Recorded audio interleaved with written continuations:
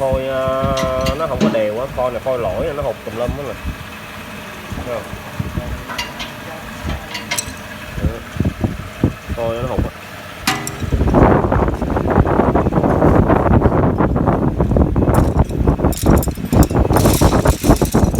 Mấy cái túi hút cái túi hả?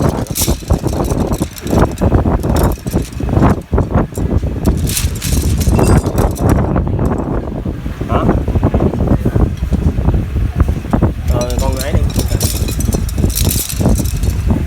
chạy ra cái đũa láng tưng à, đều